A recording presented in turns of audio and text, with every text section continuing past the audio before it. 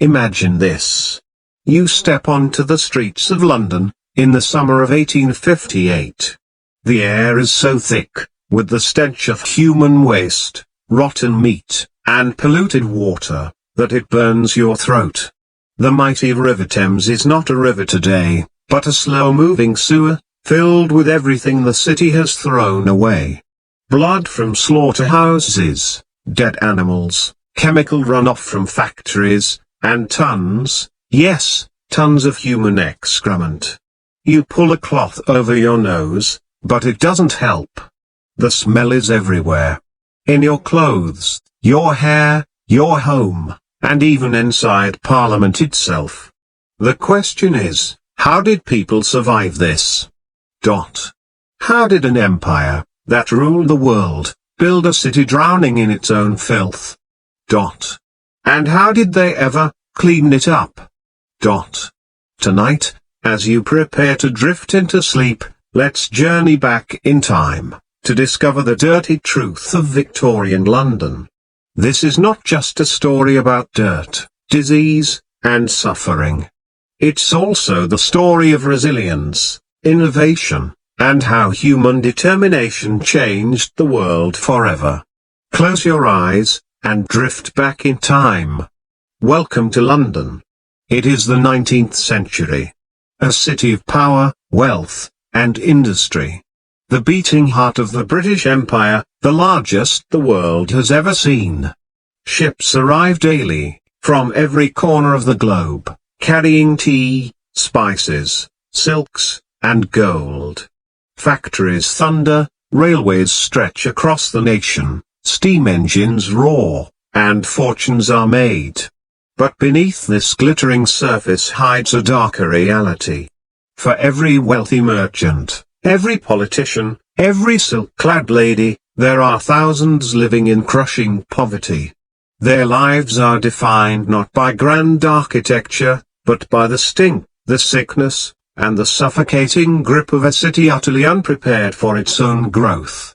It's easy, from the comfort of the 21st century, to assume that people in the past didn't care about cleanliness, but that would be wrong. The truth is, Victorians absolutely believed they were clean by the standards of their time.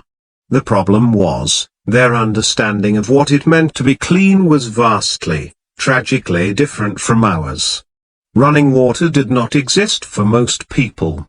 Water had to be fetched, carried in heavy buckets from public pumps, often located blocks away. Imagine hauling 40 to 60 pounds of water, just for a single Washington. The effort was exhausting, time-consuming, and constant. And so, daily hygiene was reduced to what was called a quick strip Washington. A small basin, a rag, and maybe, a drop of soap. Face, hands, neck, and perhaps feet, but nothing more. Full-body baths were rare, expensive, and often a family affair. When the family did bathe, it was a process. Father went first in the cleanest water, then mother, then the children in descending order of age. By the time the youngest climbed in, the water was thick, murky, grey, and cold. And if there were visitors or extended family, sometimes the same bath water was used for 7, 8, or more. Bath water was a luxury, not to be wasted. Soap, in the early 1800s, was a luxury, not a necessity. It was handmade, often harsh, and expensive. Many poor families relied instead on sand, ashes, or even urine as cleaning agents. Yes, urine, known as chamber lye, was collected, fermented, and used to bleach clothes or scrub floors. It worked, chemically, but the smell was unforgettable. And then, there was fear.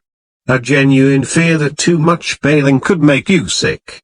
Doctors of the time warned that opening the pores through warm water allowed miasma, or bad air, to enter the body, bringing with it disease. Many believed that dirt itself was a protective layer, shielding the skin from infection. It sounds strange, but in their world, with their knowledge, it made sense. Until it didn't. Step outside, and the air changes. It grows heavier, thicker, more oppressive. Welcome to the streets of Victorian London, a city of over 2 million souls, packed together in endless rows of brick and soot. And with them, comes waste, in quantities beyond imagining. Imagine this. There are no trash collectors, no street sweepers, no sanitation trucks. Every household discards its waste directly into the street. Food scraps, broken furniture, dead animals, piles of coal ash. And worst of all, human waste. The typical home has no toilet, no sewer pipe, no plumbing at all. Instead, families rely on chamber pots, known as privy pots. Each morning, someone, usually the wife or eldest daughter, lifts the heavy pot, walks to the window, opens it, and shouts, "Gardiloo!" a warning to anyone passing below. And then, the contents splash onto the street. Now consider this. Every street teems with horses, pulling cabs, wagons, carriages. A single horse produces 15 to 35 pounds of manure every day. Multiply that by the tens of thousands of horses moving through London daily. Mountains of manure line every curb, attracting flies, spreading disease. And when the rains come, those piles dissolve into a thick, brown sludge that covers the streets, turning cobblestones into rivers of filth. But the horror does not end there. Dead dogs, cats, and rats lie where they fall, sometimes left for days. Slaughterhouse runoff, blood, fat, and offal flow freely down gutters, into open drains, and ultimately, into the Thames. The air is always heavy with the smell of decomposition, mixed with the sour tang of coal smoke. And yet, this is ordinary, normal. Children play barefoot in these streets, their toys sometimes are nothing more than discarded bones or broken bits of wood. For the wealthy, these scenes are easy to ignore. They travel in closed carriages, pass quickly through the worst neighborhoods, heads turned, noses covered with perfumed handkerchiefs. But for the poor, the streets are not just pathways. They are kitchens, laundries, workplaces, playgrounds. Vendors sell meat directly beside open drains, flies swarm over raw cuts, fish sit out on wooden slabs growing soft under the summer sun.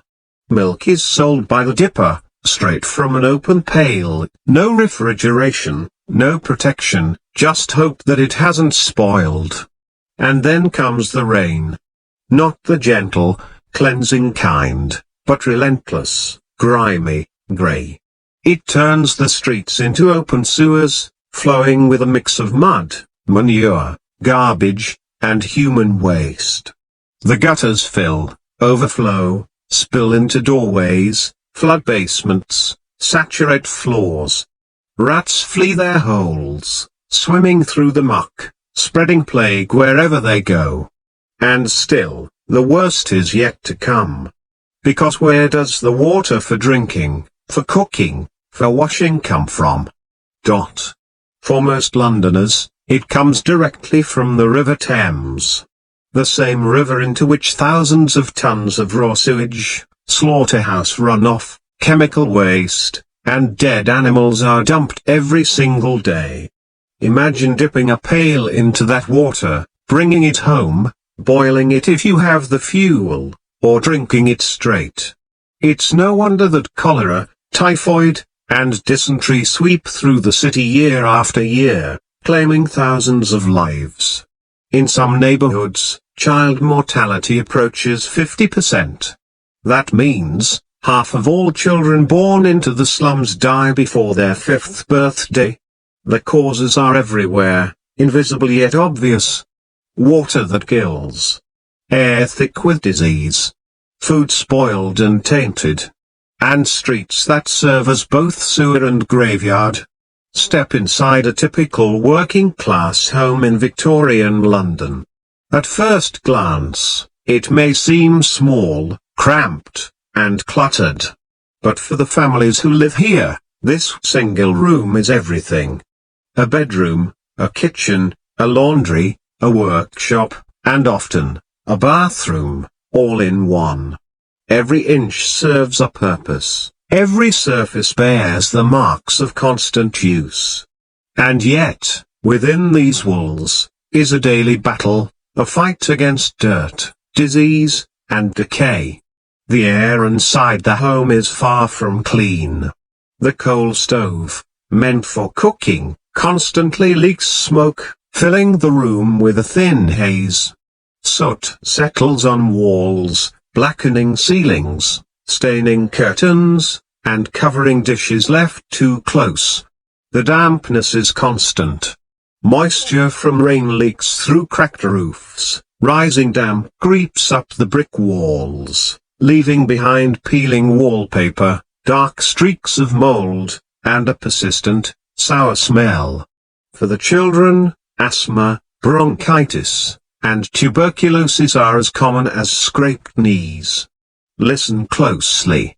The faint scratching behind the walls, under the floorboards. Rats, everywhere. Drawn by the smell of food scraps, manure, and garbage. Cockroaches scurry between cracks, silverfish dart across damp floors, flies gather on anything moist. No matter how hard the mother cleans, they always return. Setting traps, laying down poison works for a day, maybe two, but the infestation is a fact of life.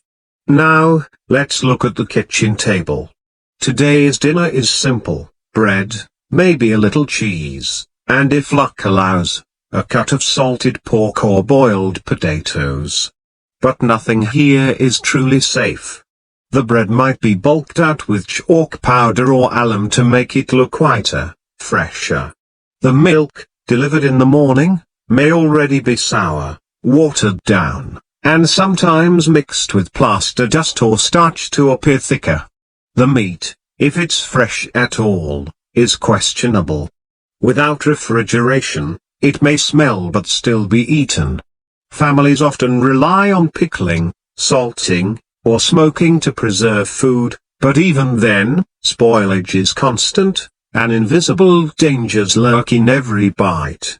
Diarrhea, stomach cramps, and vomiting are so common, that most families accept them as part of normal life. Doctors rarely understand that bacteria in spoiled food is the cause. Instead, they blame bad air, or personal weakness. Children die, not from hunger itself, but from the consequences of trying to eat. The wrong bite of the wrong piece of meat can mean a child never wakes up. And yet, there is no alternative. It's eat or starve. Look now to the corner of the room. A wooden bucket filled with water, drawn from the local pump. But that water is not clean. Even if it looks clear, it often carries microscopic killers. Cholera, typhoid, dysentery. Some families try to boil it, but coal and wood are expensive. Many simply hope that their luck holds. Imagine getting dressed. Clothes are heavy, wool, linen, cotton, layered and layered. But washing them is a nightmare. Laundering means hauling water, heating it, scrubbing by hand, then drying it in the smoky, damp air where it might never fully dry. Clothes often go weeks, or even months without washing. The result is a mixture of sweat, smoke, mildew, and dirt. It clings to the fabric, to the skin, to the air itself. As the day ends, the family climbs into bed. A single bed, often shared by parents and multiple children. The sheets, if they exist, are rarely clean. Mattresses are stuffed with straw or horsehair, infested with fleas, lice, and bedbugs. And as they try to drift to sleep, the sounds of rats scratching, the drip of water through the ceiling, and the distant cough of a sick neighbor fill the night. And yet, somehow, they endure. Through filth, disease, hunger, and hardship. Families continue to laugh, to love, to survive. They decorate walls with faded pictures, they sing, they tell stories, they find moments of beauty amid the grime. Because that is the human spirit. It persists, even in the darkest corners of the dirtiest city in the world. But even as families struggle inside their homes, the outside world becomes a new kind of horror.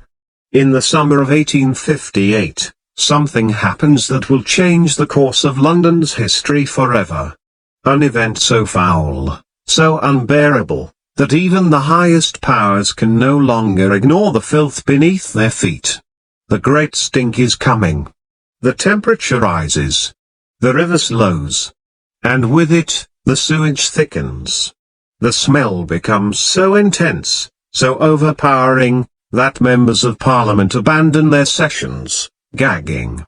Curtains are soaked in vinegar in a desperate attempt to block the stench. Business is close. Newspapers scream. The Thames is a deadly open sewer. The city teeters on collapse. Finally, the government can no longer turn away. Change must come.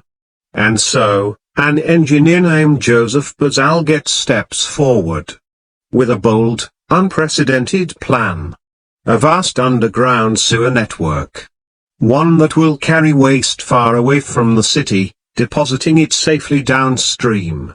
His design requires miles of brick tunnels, massive pumping stations, and a complete reimagining of how the city handles its waste.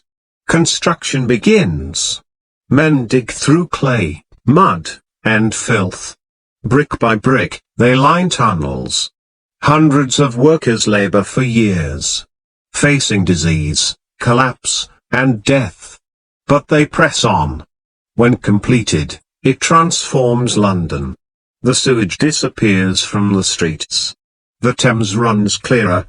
Diseases decline. And for the first time in generations, the air smells almost clean. But sanitation is only one piece. Medical understanding still lags. Doctors cling to old ideas.